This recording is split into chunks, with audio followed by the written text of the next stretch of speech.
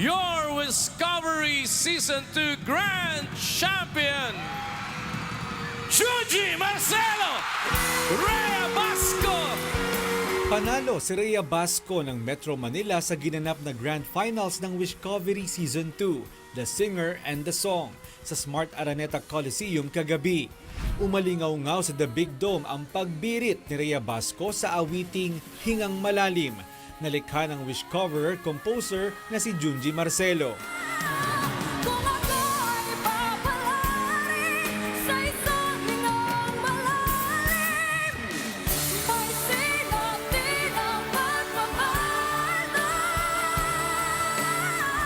Bagamat hindi bakas sa mukha ni Rhea, sobrang kaba ang naramdaman nito bago ang kanyang performance.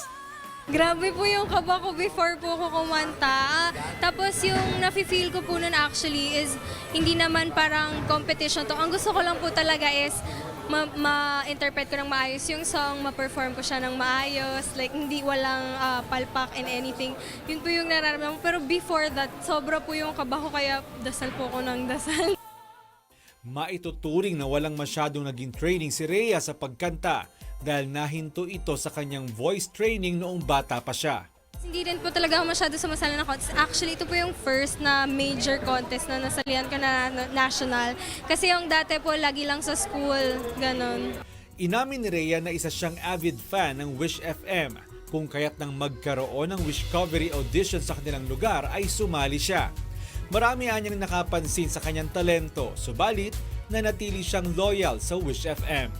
Yung mga friends ko, inaasar ako pag kumakanta ko, nilalagyan nilang Wish, 107.5. Actually po, ang dami pong dumating po noon na parang ini-invite ako na gusto mo dito or recording contract and stuff. Hindi ko po tinanggap talaga. Pero nung parang na-feel ko, nag-pray po kasi ako nun kasi medyo torn po ako kung ano yung pipiliin ko.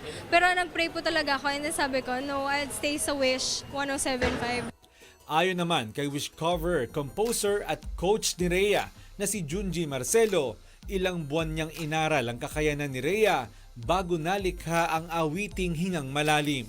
I realized she has a very strong mid and low tones, but she has a killer high tone. So, kailangan lawakan ko. Flexible. And then, dahil hingang malalim siya, dapat yung melodic structure niya nagdidip. Kaya kasi malalim, hindi naman pwedeng sabihin mong malalim, hindi, malalim kasi. So the melodic structure should connect with the lyrical flavor. May payo naman si Rhea para sa mga nagnanais sumabak sa Season 3 ng Wishcovery.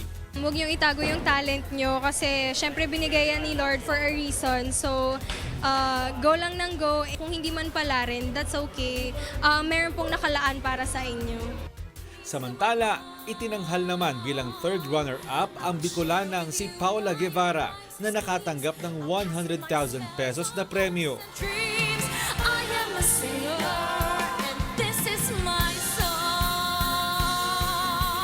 Second runner-up naman ang pride ng North Luzon na si Jenny Picardal na tubong Pangasinan na tumanggap ng 300,000 pesos. Hanggang dito na lang ba tayo? Sa maliit na kwadrado na titinginan buong gabi. Habang first runner-up naman ang Cebuanang si Nashrin Casas na nakatanggap ng 500,000 pesos. You wanna break free but you smile so no one will know. Nakatanggap naman si Rhea Basco ng 1 million peso cash, 1 million peso worth ng recording contract, house and lot at ng isang brand new car. Kung ako ay papalari sa isang hingang malalim, ay sinatin ang pagmamahal. Mon Hocson, UNTV News and Rescue, Quezon City.